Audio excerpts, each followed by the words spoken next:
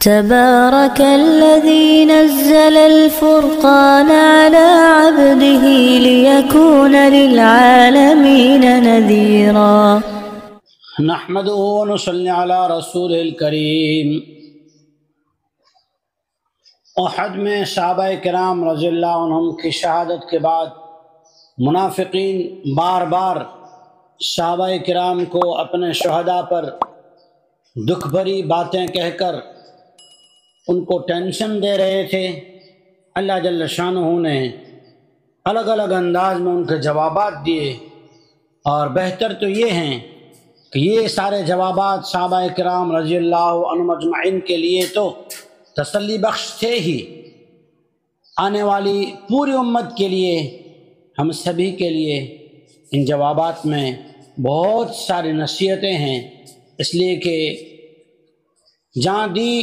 دی ہوئی اسی کی تھی، جان دی ہوئی اسی کی تھی، حق تو یہ ہیں کہ حق ادا نہ ہو سکا۔ اور جس نے جان دینے کے بعد انہیں وہاں کیا ملا، ملنے کے بعد وہاں رہ کر انہوں نے کیا تمنائیں کی، جب یہ باتیں اللہ جل شانہ نے نازل فرمائی، ایمان والوں کے لیے اور بھی راہیں کھل گئیں۔ اعوذ باللہ من الشیطان الرجیم، بسم اللہ الرحمن الرحیم۔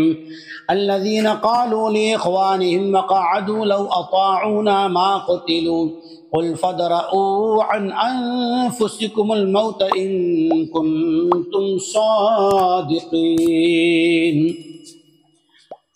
یہ منافقین آپس میں بیٹھے ہوئے یہ باتیں کرنے لگے کہ اگر وہ لوگ ہماری بات مان کر شہر مدینہ سے باہر جا کے میدان میں نہ لڑتے تو شہید نہ ہوتے، مارے نہ جاتے۔ آپ ان سے کہہ دو اے نبی جی صلی اللہ علیہ وسلم کہ اگر تم سچے ہو تو اپنی ذات سے موت کو ہٹا کے بتاؤ، موت سے بچ کے بتاؤ، موت تو آنی ہے، موت سے بچ کے بتاؤ۔ وَلَا تَحْسَبَنَّ الَّذِينَ قُتِلُوا فِي سَبِيلِ اللَّهِ أَمْوَاتًا بل احیاء عند ربهم یرزقون۔ اور ان لوگوں کو جو اللہ کے نام پر اللہ کے راستے میں شہید ہو گئے انہیں مردہ نہ سمجھو، وہ تو ایسی زندگی جی رہے ہیں ان کی رب کی طرف سے انہیں رزق ملتا رہتا ہے۔ جب یہ بات اللہ جل شانہ نے فرمائی، امام قرطبی فرماتے ہیں عبداللہ بن عباس رضی اللہ تعالیٰ عنہما سے روایت کرتے ہوئے کہ اللہ کے نبی جناب رسول اللہ صلی اللہ علیہ وسلم نے جب شہدائے احد پر صحابہ کرام کو غمگین پایا اور اس کے جو حالات پیش آئے تھے ان پر ٹینشن میں دیکھا، تو اللہ جل شانہ نے اپنا نبی جی کو بتایا کہ اللہ نے شہدائے احد کو سبز پرندوں کی شکل عطا فرمائی اور ان کو عرش کے نیچے قندیلوں میں رہنے کی جگہ عطا فرمائی، اور انہیں یہ پرمیشن اور اجازت عطا فرمائی کہ وہ جنت میں جاتے ہیں، جنت کی نعمتوں کو کھاتے ہیں، واپس آ کے ان پنجروں میں بیٹھ جاتے ہیں، ان قندیلوں میں آ کر بیٹھ جاتے ہیں۔ پھر جب انہوں نے یہ نعمتیں دیکھی، یرزقون، رزق دیکھا جنت کا اور نعمتیں دیکھی، تو ان کو یہ تمنا ہونے لگی کاش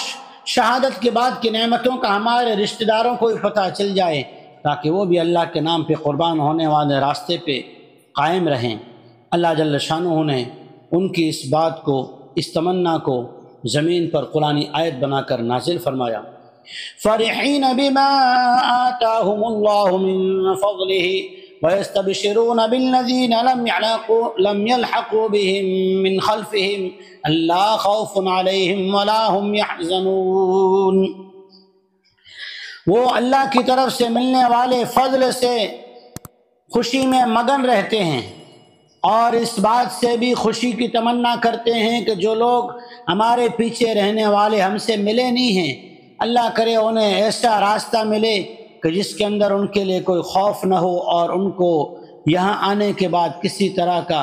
دنیا کے چھوٹنے کا غم بھی نہ ہو۔ اللہ نے یہ بات ان کی پہنچا دی۔ یستبشرون بنعمت من اللہ وفضل وان اللہ لا یضیع اجر المؤمنین۔ وہ لوگ خوشی محسوس کرتے ہیں، وہ لوگ خوشی محسوس کرتے ہیں اللہ تعالیٰ کے فضل و انعام کی وجہ سے کہ بے شک اللہ تعالیٰ ایمان والوں کے اجر کو، ان کی محنت کو ضائع نہیں کرتا، بلکہ الذین استجابوا للہ والرسول من بعد ما اصابهم القرح للذین احسنوا منہم واتقوا اجر عظیم، جو لوگ باوجود زخمی ہونے کے حالات اور مصائب کے تکلیف میں ہونے کے باوجود اللہ کے حکم کی، محمد مصطفیٰ صلی اللہ علیہ وسلم کی بات مانتے ہیں، اطاعت کرتے ہیں، قبول کرتے ہیں، اللہ جل شانہ فرماتے ہیں ایسے لوگ پرہیزگار ہیں، نیکوکار ہیں، تقوی والے ہیں۔ تو نیکوکار کے لیے اور ان میں سے تقوی والوں کے لیے مراتب ہیں، درجات منہ و مغفرت و رحمہ، اللہ کے وہاں درجات ہیں مومنین کی، اس میں سے بہت سارے وہ بھی ہیں جو نیکی میں بہت بڑے ہوئے ہیں، تقوی میں بہت زیادہ ہیں، اجر عظیم، اللہ جل شانہ کے پاس ان کے لیے اجر عظیم ہے۔ اللہ تعالی ہمیں جان امانت ہے، اس امانت کو امانت داری کے ساتھ جینے کی اور زندگی میں احکامات خداوندی